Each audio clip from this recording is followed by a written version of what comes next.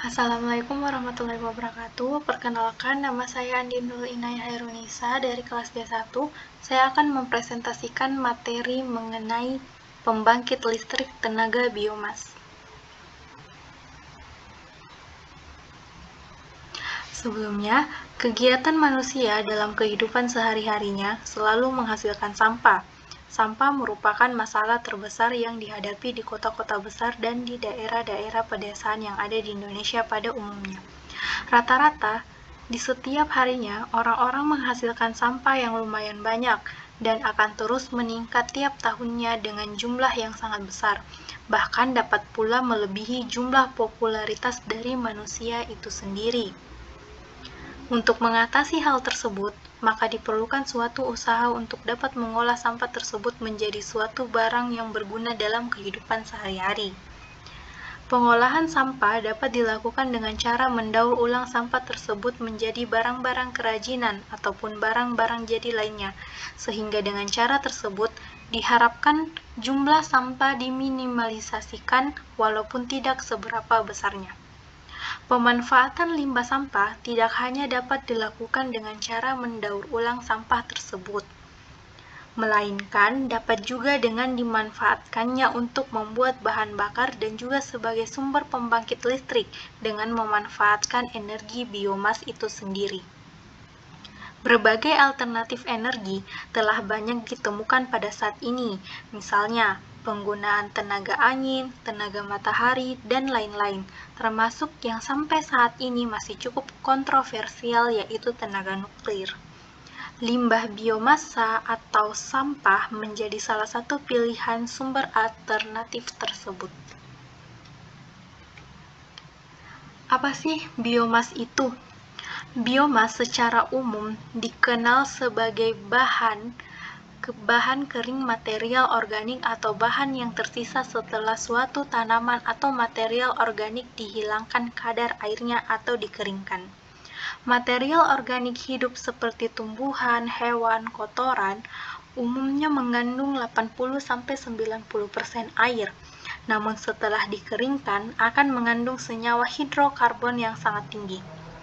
Senyawa hidrokarbon inilah yang sangat penting sebagai potensi sumber energi yang tersimpan pada biomasa. Untuk lebih gampangnya, kita coba bayangkan BBM, gas, dan batu bara yang sebetulnya berasal dari fosil, hewan dan tumbuhan purba dan tertimbun di dalam perut bumi dalam keadaan masih menyimpan kandungan senyawa hidrokarbon yang tinggi. Biomasa ini sangat mudah kita temukan dari aktivitas pertanian, peternakan, kehutanan, perkebunan, perikanan, dan limbah-limbah lainnya di daerah sehingga mudah dimanfaatkan untuk mengembangkan sebagai alternatif. Kemudian, apa sih pembangkit listrik biomas itu? Pembangkit listrik biomas adalah pembangkit listrik yang menggunakan bahan bakar yang dikonversikan dari bahan biologis dan bahan organik. Sumber-sumber energi biomasa ada 4. Yang pertama yaitu limbah pertanian. Bahan baku yang berasal dari limbah pertanian itu contohnya ada jerami, ampas tebu, kotoran unggas, dan ternak lainnya. Kemudian yang kedua itu ada biogas. Biogas sendiri itu biasanya bersumber dari bahan organik seperti material tanaman, kotoran manusia, pupuk kandang, dan lain-lain. Kemudian yang ketiga itu ada tanaman energi. Tanaman energi ini sendiri itu merupakan tumbuhan tertentu yang berpotensi menghasilkan energi. Dikembangkan dalam skala besar dan ditanam secara komersil. Beberapa jenisnya itu contohnya ada kedelai, rami, jagung, dan gandum. Sedangkan produk yang dihasilkan tanaman energi yaitu etanol, butanol, metanol, propanol, dan biodiesel. Selanjutnya itu ada kayu. Kayu merupakan bahan bakar yang paling populer di dunia. Kayu merupakan bentuk paling sederhana dari biomasa. Namun, penggunaan bahan bakar kayu cenderung menimbulkan polusi, sehingga perlu adanya penyeimbangan dalam menanam pohon lebih banyak. Kemudian cara kerja pembangkit listrik biomas. Mengingat karakteristik sampah yang bermacam-macam, maka sistem pembangkit listrik tenaga biomas menerapkan teknologi GALVAT, yaitu gasification, anaerobic digestion, serta landfill. Cara ini dimanfaatkan untuk mengubah limbah menjadi energi yang bernilai ekonomis dan sesuai dengan sifat sampah yang diolah. Gasification. Gasification adalah proses di mana sampah yang dimusnahkan melalui proses pembakaran sehingga menghasilkan gas yang intinya bisa digunakan sebagai penggerak generator listrik. Sebagai tahap awal, akan dipergunakan teknik pemisahan yang sesuai, sehingga berbagai jenis sampah dapat dipakai pada setiap jenis peralatan konversi energi. Dengan upaya ini, efisiensi konversi akan terjadi, sehingga bisa memaksimalkan seluruh persediaan sampah yang ada menjadi energi yang bernilai ekonomis. Pada tahap awal, ketika sampah masuk ke TPA, akan dilakukan pemisahan antara sampah basah dan sampah kering dengan menggunakan floating tank dan metode lain. Bahkan untuk lebih memperketat pemilahan sampah ini, selain penggunaan teknologi, juga akan dilibatkan SDM yang sudah memperoleh pengetahuan mengenai pemilihan sampah ini. Setelah sampah berhasil dipisah antara sampah basah dan sampah kering, kemudian untuk sampah basah akan dilakukan proses pencacahan sampah dengan menggunakan mesin pencacah, di mana sampah akan dipecah menjadi lebih kecil dan memiliki ukuran yang sama besarnya. Setelah sampah dicacah, maka tahap selanjutnya yaitu proses pengeringan sampah, seperti kayu, daun, kertas yang basah. Setelah menjadi kering, maka untuk proses selanjutnya akan sama dengan pengolahan sampah kering, di mana sebelumnya sampah kering tersebut telah melakukan proses pemotongan dengan menggunakan mesin pencacah. Sampah kering tersebut dimasukkan ke dalam gasifier, yaitu sebuah reaktor tertutup yang keluar dari alat tersebut akan menghasilkan gas berupa sintetik gas yang digunakan sebagai bahan bakar untuk menggerakkan motor gas yang selanjutnya bertugas memutar sebuah generator listrik. Prinsip kerja reaktor gasifier ini ada 4 proses, yaitu pertama, sampah organik kering yang telah melalui proses pencacahan akan dimasukkan ke dalam suatu tangki reaktor gasifier, yang kemudian akan melalui proses pengeringan dengan pembakaran yang temperaturnya antara 100-200 derajat.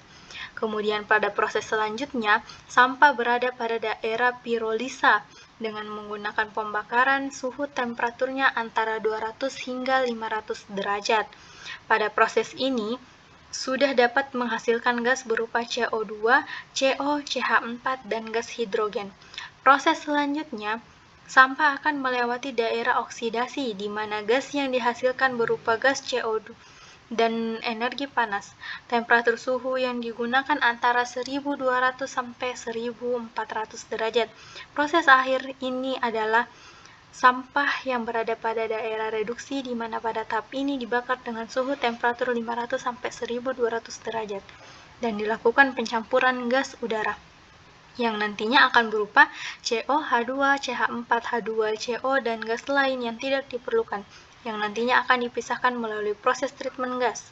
Limbah yang dihasilkan dari proses gasifier ini adalah berupa abu, di mana abu ini dapat dimanfaatkan sebagai pupuk. Selanjutnya yaitu anaerobic digestion. Perlakuan berbeda diterapkan pada sampah anorganik basah seperti sampah buah-buahan dan sampah sayur-sayuran. Pertama, sampah akan direduksi menjadi partikel yang ukurannya kecil-kecil. Kemudian melalui proses anaerobic digestion, maka sampah akan diolah menjadi gas dengan bantuan suatu bakteri. Gas keluaran inilah yang nantinya digunakan untuk membangkitkan mesin pembangkit listrik. Gas buang yang dihasilkan dari proses ini akan disaring terlebih dahulu dengan menggunakan suatu filter untuk menghasilkan gas yang tidak membahayakan lingkungan. Proses kerja dari anaerobic digestion adalah pertama, sampah yang sudah dicacah sedemikian rupa sehingga menjadi sampah yang berukuran kecil-kecil dimasukkan ke dalam tangki tertutup dan dibiarkan selama beberapa hari. Kemudian sampai dapat mikroba pengurai. Kemudian mikroba pengurai tersebut hidup dalam suasana tidak ada oksigen bebas. Jadi pada tangki diharapkan tertutup rapat dan tidak ada celah udara keluar masuk tangki. Setelah sampah terurai oleh mikroba, pengurai akan menghasilkan gas dan kemudian untuk proses selanjutnya gas diolah sehingga dapat digunakan. Selanjutnya yaitu landfill.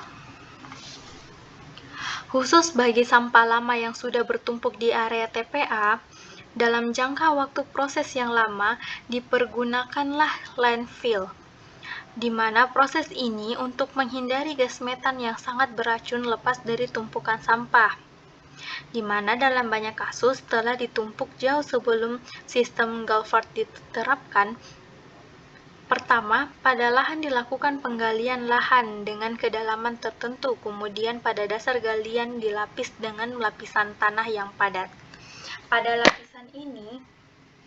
lapisan ini disebut dengan ground linear. Selanjutnya, tanah yang dilapisi kedua kalinya dengan bahan geomembran, lapisan mirip plastik berwarna dengan ketebalan 2,5 mm yang terbuat dari high density polyethylene, salah satu senyawa minyak bumi. Lapisan inilah yang nantinya akan menahan air kotor yang berbau yang berasal dari sampah sehingga tidak akan meresap ke dalam tanah dan mencemari tanah yang ada di atas bumi. Di atas lapisan geomembran akan dilapisi dengan geotekstil yang gunanya untuk memfilter kotoran sehingga tidak bercampur dengan air kotoran tersebut. Sebelum dipadatkan, sampah yang menumpuk di lapisan atas geotekstil ini kemudian ditutup dengan menggunakan lapisan geomembran untuk mencegah menyebarnya gas metan akibat proses pembusukan sampah yang tanpa oksigen. Satu jaringan pipa gas dimasukkan ke dalam tumpukan sampah. Melalui pipa inilah gas disedot menuju ke sebuah treatment gas. Selanjutnya, energi panas yang dihasilkan dari proses ini akan diolah menjadi listrik. Setelah masing-masing sampah diolah, akan dihasilkan biogas yang dimasukkan terlebih dahulu ke dalam fasilitas gas treatment sebelum menjadi bahan bakar bagi mesin pembangkit listrik. Kemudian prinsip kerja dari pembangkit biomasa. Ada banyak cara yang dapat dilakukan untuk mengolah sampah menjadi energi listrik. Salah satu prinsip kerja pembangkit energi biomasa yaitu pertama, pada sebuah tungku yang menggunakan bahan bakar sampah kemudian digunakan untuk memanaskan kompor atas tungku yang di atasnya terdapat ketel sebagai tempat air. Dinamakan pada bagian atas ketel tersebut terdapat saluran pipa sebagai keluaran dari proses pemanasan air berupa uap. Uap air yang keluar dari ketel tersebut akan mendorong dan memutar turbin sehingga akan memutar generator sebagai pembangkit listrik. Selanjutnya yaitu kelebihan dari pembangkit listrik tenaga biomas. Kelebihannya sendiri itu ada 4. Yang pertama itu minim limbah organik. Limbah-limbah seperti pengolahan kayu, ranting, dan sejenisnya, jika tidak diolah secara baik akan mengalami pembusukan dan menghasilkan gas metana. Jika hasil pembakaran tidak dikelola dengan tepat, maka akan berpengaruh pada lingkungan. Energi biomasa dapat menjadi solusi untuk masalah tersebut. Pengelola dapat membuat briket untuk bahan bakar yang bersifat padat. Kemudian yang kedua, mengurangi efek rumah kaca. Efek gas rumah kaca akan menjadi momok bagi masyarakat. Gas rumah kaca meliputi nitrogen oksida, metana, karbon dioksida, dan sejumlah gas lainnya. Dengan meningkatnya konsentrasi tersebut di atmosfer akan menyebabkan peningkatan suhu bumi. Ketersediaan biomasa bisa jadi dapat meminimalisir efek rumah kaca. Alasannya karena lebih ramah lingkungan dan tidak menyebabkan bertambahnya gas-gas pemicu efek rumah kaca. Yang ketiga itu ada menekan polusi udara. Peningkatan jumlah kendaraan di Indonesia menjadi salah satu penyebab tingginya polusi udara. Belum lagi dengan penggunaan energi fosil lainnya untuk pembangkit listrik. Oleh sebab itu, pemanfaatan biomasa dianggap mampu mengurangi pencemaran udara. Salah satunya karena pembakaran energi ini tidak terlalu menghasilkan jumlah asap yang begitu besar. Yang keempat, terakhir ada mengurangi ketergantungan bahan bakar fosil. Bahan bakar fosil seperti minyak bumi maupun batu bara sifatnya itu terbatas dan tidak terbarukan. Apabila digunakan terus-menerus pasti akan menipis. Dengan hadirnya energi biomasa, diharapkan dapat mengurangi ketergantungan akibat bahan bakar fosil. Selanjutnya yaitu kelemahan. Kelemahan dari pembangkit listrik tenaga biomas ini ada 3. Yang pertama, sumber energi terbatas. Meski merupakan sumber energi terbarukan, tetapi untuk memperoleh bahan energinya tergolong sulit, sebab tanaman tertentu sebagai bahan dasar pembuatan energi ini tidak tumbuh setiap tahun. Yang kedua yaitu mahal. Energi biomasa ini tergolong mahal karena membutuhkan banyak sumber daya sebagai bahan bakunya. Jika dihitung-hitung, biaya produksinya lebih mahal dibandingkan pemanfaatan bahan bakar fosil. Tetapi untuk saat ini telah ada riset yang mencoba untuk menekan biaya dari pemanfaatan bahan bakar ini. Yang terakhir itu menyebabkan polusi. Polusi udara merupakan masalah yang begitu pelik saat ini. Energi biomasa juga bisa menjadi penyebab polusi seperti halnya penggunaan energi fosil. Itulah tadi penjelasan saya mengenai pembangkit listrik tenaga biomas. Kurang dan lebihnya mohon dimaafkan. Assalamualaikum warahmatullahi wabarakatuh.